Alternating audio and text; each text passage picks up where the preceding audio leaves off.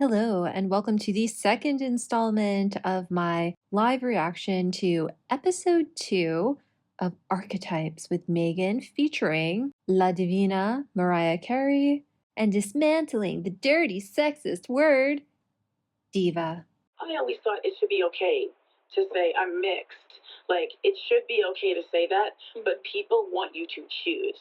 Yes. I realize this is an interview show, so we're dealing with people's personal stories, their subjective understandings of the world, not facts established by research.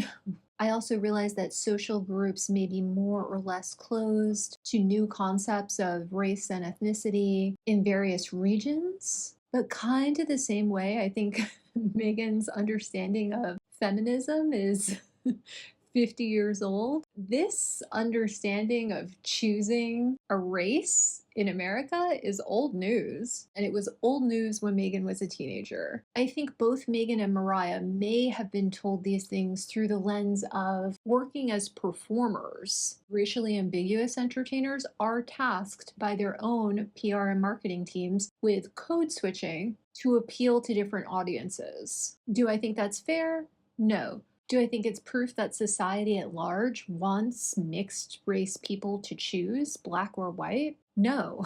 And so, like, my father's mother was Venezuelan, my great-great-grandmother, right? But my father's family is black. So everybody was like, her father is Venezuelan and black, because they didn't know how to put me in that box. They want to put you in a box and categorize you, right? So I disagree with Mariah on this. I don't think they were trying to label her because everyone in America needs a label. I think they were trying to sell her. Acknowledging her Venezuelan roots without revealing their proportion might sell more records to Latinos. I think it's that simple. I was looking at some older interviews that I had done, specifically one or two with Oprah earlier on when I first started. Ooh, is Oprah the connector?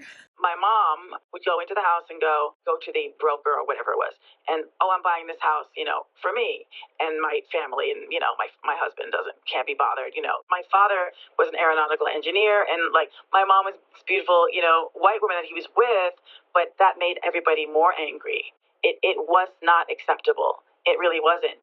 She did make her debut at Lincoln Center, and she sang with City Opera. She had gone to Juilliard.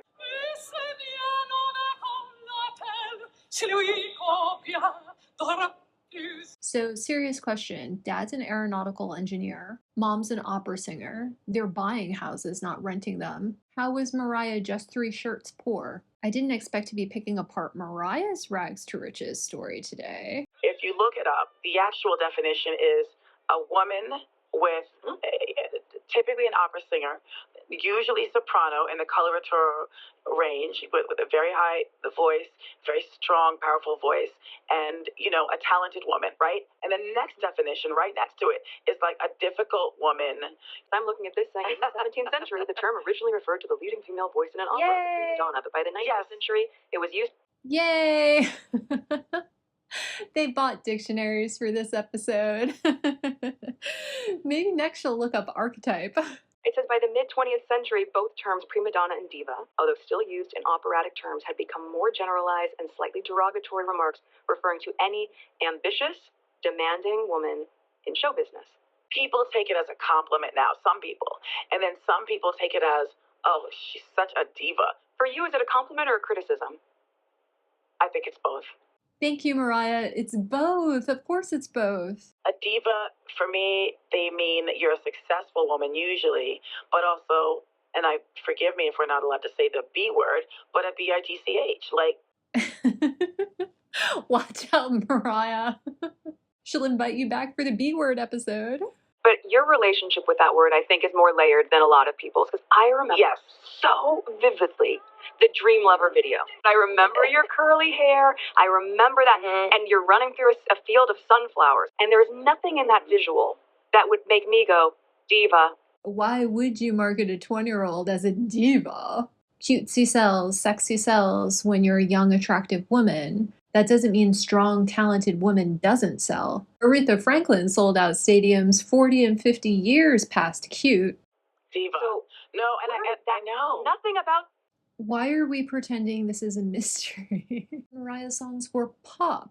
Of course, the visuals are going to be natural, playful, juvenile, nostalgic. At the same age, Adele was marketed more like a diva because of her musical style. I guess life imitating art or art imitating life. Finally, Megan has asked a good question. The Dream Lover video, people were saying girl next door, da da da da da, because there was also this ambiguity about me racially that fed into that. No, the term girl next door has never had any racial connotations.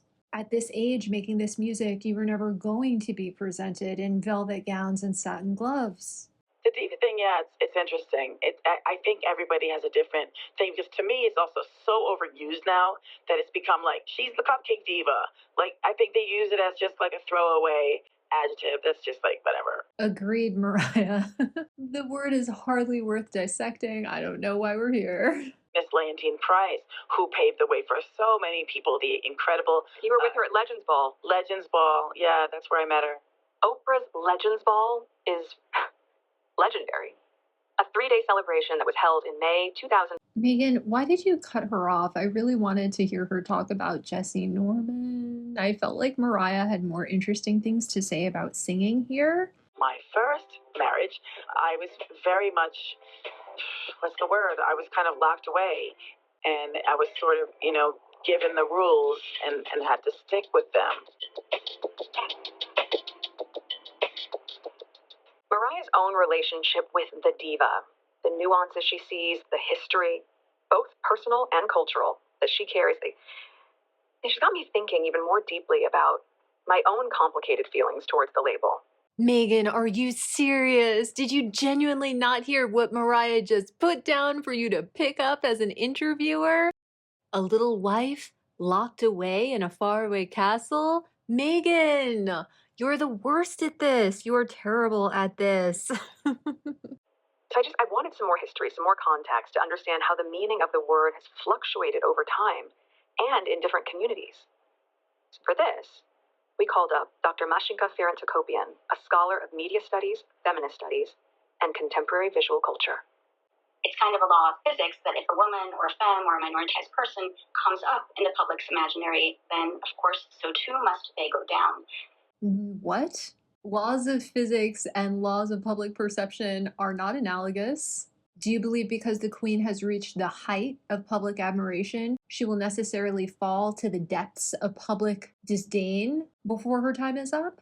I don't think so. When the term diva begins to acquire pejorative connotations is when women who are classified as divas begin acquiring power, including public visibility and wealth. I'm confused about the timeline here. Megan seems to be arguing that diva has supposedly become a pejorative in the last 25 years. According to the dictionary definition they quoted, it became a pejorative somewhere closer to the 1940s or 1950s. Now Professor Hakopian is claiming that the pejorative connotations were directly related to divas financially benefiting from their divahood. Are we pretending that top sopranos haven't been highly paid celebrities in Europe for hundreds of years? It's interesting, isn't it? This idea of power, of a person acquiring power and then needing to be taken down. Ooh, we've reached the midpoint of the show where Megan's projections start taking over. Of course, this power can also be transgressive and disruptive. That's part of why this word has been so attractive to groups operating outside of the status quo. The very groups who tended to reclaim the term. I don't know. Am I terribly out of the loop? I feel like I never witnessed this cycle from compliment to insult back to compliment. Is this real? Am I the crazy one, or has it always been both? I don't know if this is narcissism or woke posturing. Queer communities and minoritized communities, the diva has represented someone who possesses a kind of disruptive force. Someone who, through the excess of their performance of certain gendered tropes, reveals the instability of gender and reveals the ways in which self-invention is possible within a set of otherwise normative gendered constructs. Cher, who was born Sherilyn Sarkisian, famously said, all of us invent ourselves. Some of us just have more imagination than others. Love share. Do divas tend to be gay icons? Absolutely. Do queer people tend to compliment each other with the word diva more than the general population? I'm not sure. Perhaps a certain type of gay man, the type we're used to seeing on TV. At any rate, I don't think it constitutes a redefinition of the word. And that element of self-authorship has always been a kind of part of the mythos of the diva. The diva exercises a degree of agency that's typically withheld from women and femmes and minoritized people, and that degree of agency disrupts normative social constructs and normative social patterns, and therefore produces a lot of social discomfort. Divas exercise a degree of agency that upsets social constructs.